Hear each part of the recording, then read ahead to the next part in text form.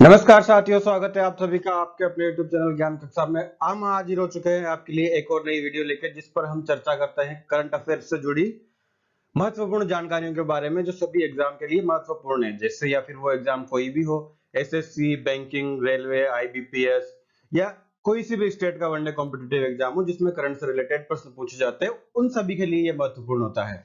तो आज हम चर्चा करने वाले हैं 12 ऐसे महत्वपूर्ण करंट अफेयर्स के प्रश्न जो एग्जाम में आने लायक है। तो वीडियो को अंत तक देखें और अंत में अपनी राय जरूर रखें कि क्वेश्चन कैसे थे, क्या इसमें और इंप्रूवमेंट की जरूरत है, आपको कैसे क्वेश्चन चाहिए, वो सारे चीजें आप कमेंट बॉक्स में जरूर लिखें। तो चलिए शुरू करते हैं साथियों। विदेश मंत्रालय ने किसे ऑस्ट्रेलिया में भारत के अगले उच्चायुक्त के रूप में नियुक्त किया है? सुरेंद्र सिन्हा, गोपाल बागले, नृपेंद्र मिश्रा या विनोद यादव? किसे साथियों हाल ही में ऑस्ट्रेलिया में भारत के उच्चायुक्त के रूप में नियुक्त किया गया है? गोपाल बागले जी को हाल ही में ऑस्ट्रेलिया के अंदर भारत के उच्चायुक्त के रूप में नियुक्त किया गया है। साथियों, उच्चायुक्त की नियुक्ति आयोग द्वारा की जाती है और ये एक बहुत ही बड़ा पद होता है। मतलब कि जैसे ऑस्ट्रेलिया में अगर ये नियुक्त हुए हैं तो ऑस्ट्रेलिया में भारत का कौन प्रतिनिधित्व करता है? तो ये प्रतिनिधित्व उच्चायुक्त ही करता है।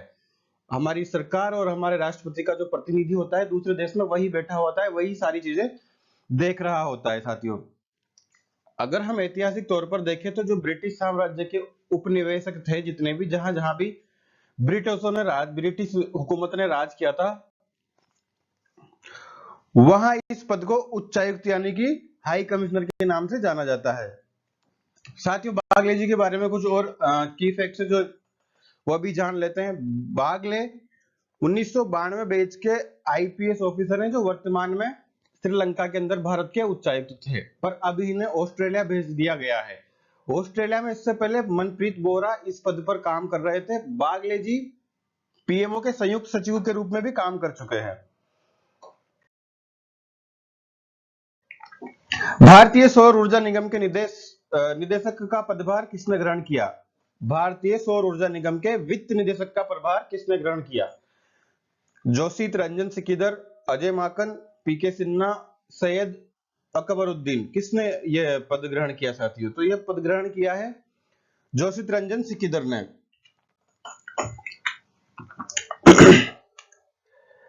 जोशित रंजन सिकिदर इससे पहले साथियों राइट्स लिमिटेड के समूह के महाप्रबंधक यानी कि वित्त महाप्रबंधक के रूप में उस कंपनी में काम करते थे। कंपनी के सचिव भी वो रहे हैं। भारतीय सौर ऊर्जा निगम लिमिटेड भारत सरकार के नवीन और नवीकरणीय ऊर्जा मंत्रालय के अधीन काम करता है साथियों, और एक ये मिनी रत्न कंपनी है। अब ये मिनी रत्न कंपनी क्या होती है? तो मिनी रत्न कंपनी का दर्जा उन सीपीएसई यानी कि सेंट्रल पब्लिक सेक्टर एंटरप्राइजेस को दिया हुआ है जिन्होंने पिछले 3 साल में लाभ कमाया है और जिनका शुद्ध मूल्य सकारात्मक रहा हो, यानी कि जो पॉजिटिव वे में आगे बढ़ रही हो। मिनी रत्न कंपनियां भारत में सार्वजनिक क्षेत्र के उद्यमों की एक श्रेणी होती है जिन्हें संचालित करने के लिए स्वायत्तता और वित्तीय शक्तियां प्रदान की गई होती है। ये भारत सरकार के अंडर काम करती है। हाल ही में किस राज्य ने सेवा क्षेत्र के लिए नई नीति को मंजूरी दी है? बिहार, उत्तर प्रदेश, हिमाचल प्रदेश या उत्तराखंड? किस राज्य ने सेवा क्षेत्र के लिए नई नीति को मंजूरी दी है? उत्तराखंड राज्य ने साथियों। उत्तराखंड राज्य इसका आंसर हो जाएगा। उत्तराखंड राज्य ने हाल ही में यह मंजूरी दी है। इस मंजूरी के तहत यानी कि जो ये काम किया गया, इसके तहत 20 लाख रोजगार के अवसर पैदा करने या 10 लाख श्रमिकों के कौशल विकास को सुविधाजनक बनाने का लक्ष्य इसमें रखा गया है। इसकी घोषणा जो उत्तराखंड के मुख्यमंत्री पुष्कर सिंह धामी जी उन्होंने की है। हरियाणा सरकार ने किसे हरियाणा फिल्म और मनोरंजन नीति के गवर्निंग काउंसिल का अध्यक्ष नियुक्त किया है? कंगना रनौत, सपना चौधरी, मीता वशिष्ठ, एलविस यादव? किसे नियुक्त किया गया है साथियों? तो इसमें नियुक्त किया गया मीता वशिष्ठ जी को।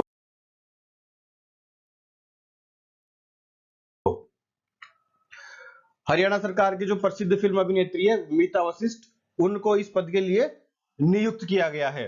इससे पहले इस पद पे सतीश कौशिक जी, जिनका अभी कुछ टाइम पहले ही निधन हुआ है, वो एक प्रतिष्ठित डायरेक्टर भी थे, अभिनेता भी थे, प्रोड्यूसर भी थे। तो वो पहले इस पद पे विराजमान थे, पर इनका निधन हो जाने की वजह से ये पद खाली पड़ा हुआ था, तो अब मीता वशिष्ठ जी को इस पे नियुक्त किया गया है। और राज्य सरकार ने गवर्निंग काउंसिल के पहले अध्यक्ष के रूप में सतीश कौशिक जी को ही नियुक्त किया गया था। प्रतिवर्ष राष्ट्रीय हिंदी दिवस कब मनाया जाता है? 12 सितंबर, 13 सितंबर, 14 सितंबर या 12 सितंबर को? ऑप्शन दो बार डल गया है, 12 सितंबर, 12, 13, 14 या 15 मान लीजिए।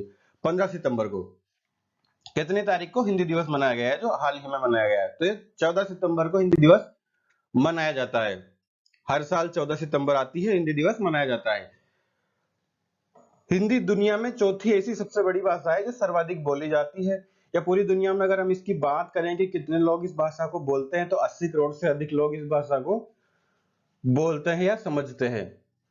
1949 में भारतीय संविधान सभा द्वारा हिंदी को राजभाषा के रूप में अपनाया गया था, क्योंकि कई राज्यों में यह बोली जाती थी, इस पे काम किए जाते थे, तो ये ज्यादा सहूलियत इसमें लोगों को थी, तो इसलिए ये सब चीजें देखते हुए भी इसको राजभाषा के रूप में अपनाया गया था। पहली बार 1953 में हिंदी दिवस मनाया गया था। मदनलाल रेगर को किस देश में भारत के नए राजदूत के रूप में नियुक्त किया गया है? केन्या, स्पेन, थाईलैंड या कांगो गणराज्य? साथ ही इनको नियुक्त किया गया है कांगो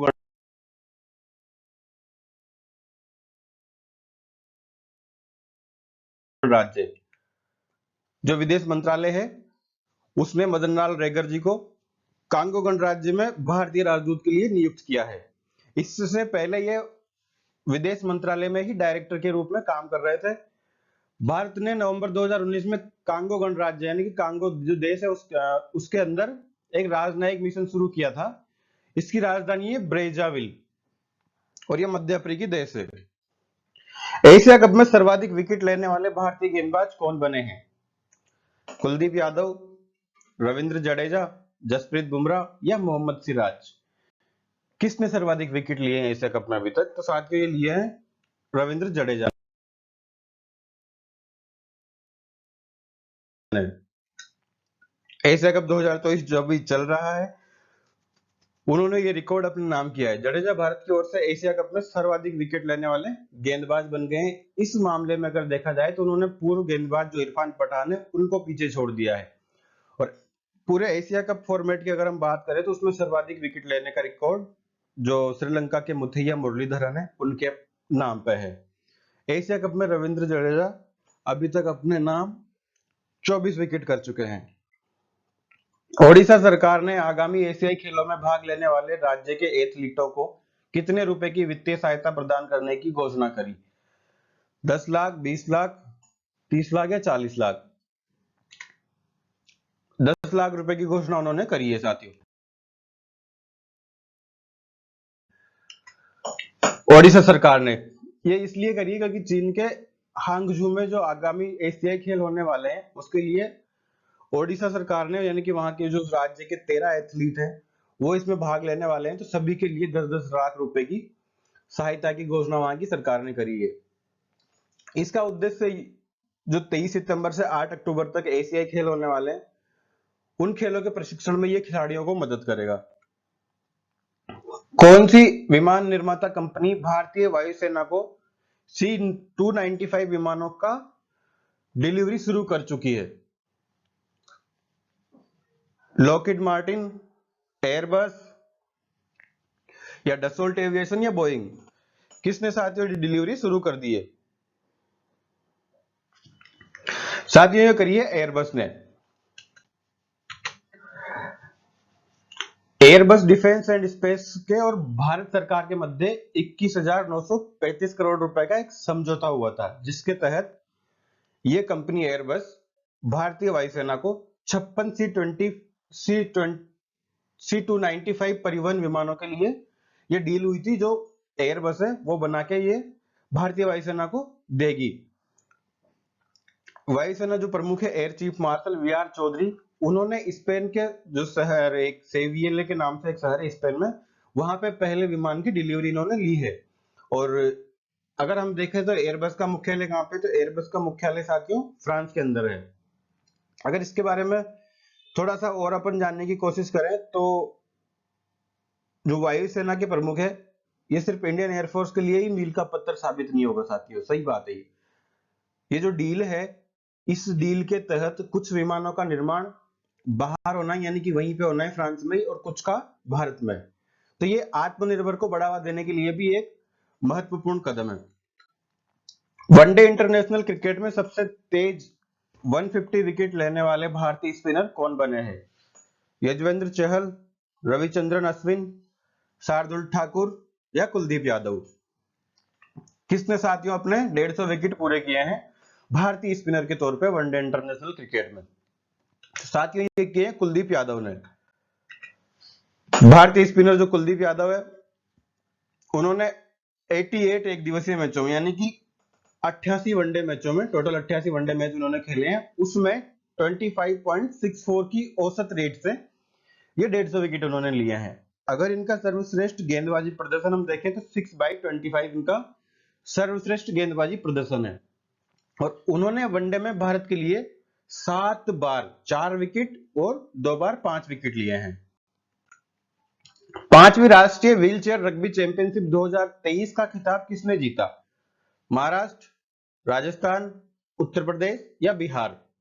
किसने साथियों 5वीं राष्ट्रीय व्हीलचेयर रग्बी चैंपियनशिप का खिताब अपने नाम किया है? तो ये किया है महाराष्ट्र ने। इस चैंपियनशिप को महाराष्ट्र ने जीता है।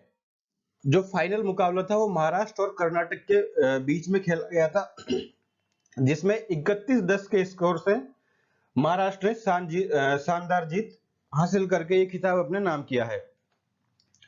साथियों इसका आयोजन the Indian rugby football union के द्वारा कराया जाता है, और अगर हम इसमें बात करें तो तीसरे नंबर पे कौन सी टीम रही थी? तो तीसरे नंबर पे इसमें बिहार रही थी, और कर्नाटक को हराकर 5वीं राष्ट्रीय व्हीलचेयर रग्बी चैंपियनशिप महाराष्ट्र ने जीती है।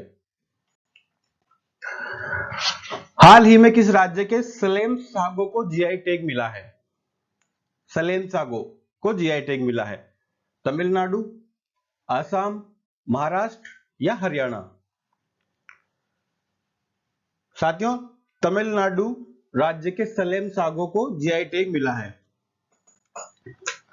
अब सलेम सागो क्या होता है साथियों? ये अपने साबूदाना उत्पादन के लिए जो केरल का ये तमिलनाडु का जो राज्य है सलेम, ये काफी ज्यादा फेमस है, और इसको बहुत नाम मतलब मिला हुआ है साबूदाने को पैदा करने के लिए, जिसे सलेम सागो कहते हैं, जिसे स्थानीय रूप से जावो वारिसी के रूप में भी जाना जाता है। टेपियोका, टेपियोका क्या होता है साथियों? टेपियोका भी ये उसी से बना हुआ एक वो है पदार्थ जो टेपियोका नाम से जाना जाता है। ये उसकी जड़ों से निकाले गए स्टार्च पाउडर से प्राप्त होता है। क्या? सलेम सागो। भारतीय टेपियोका की जड़ों में लगभग 30 से 35% स्टार्च पाया जाता है, उसमें स्टार्च इतना मिल जाता है। सलेम सागो यानी कि जिसको जावो वारिसी के नाम से भी जाना जाता है, इसको जीआई टैग यानी कि भौगोलिक संकेतक टैग के लिए जो दावा किया था वो Salem starch and sago manufacturers service industrial cooperative society limited द्वारा इसके लिए दावा दायर किया गया था, जिसमें इनको जीआई टैग मिला है, जिसे आमतौर पर सागो सर्व के नाम से भी जाना जाता है। साथियों एक जीआई टैग उन लोगों को कुछ अधिकार प्रदान कर देता है जो इसका उपयोग करने के लिए अधिकृत है, या जिससे उन्हें तीसरे पक्ष द्वारा इसके उपयोग को प्रतिबंधित करने के लिए अनुमति मिलती है, जिनके उत्पाद पूरे मानकों को पूरा नहीं करते। इसलिए जीआई टैग देने का ज्यादा इंपॉर्टेंस बढ़ जाता है। तो आज के ये 12 प्रश्न थे साथियों, जो कि करंट अफेयर्स के थे, और सभी कॉम्पिटिटिव एग्जाम जो एसएससी, बैंकिंग, रेलवे, सभी के लिए काफी महत्वपूर्ण थे। धन्यवाद साथियों, thank you so much. Session अच्छा लगा हो तो लाइक करें, शेयर करें और सब्सक्राइब करना ना भूलें। Thank you.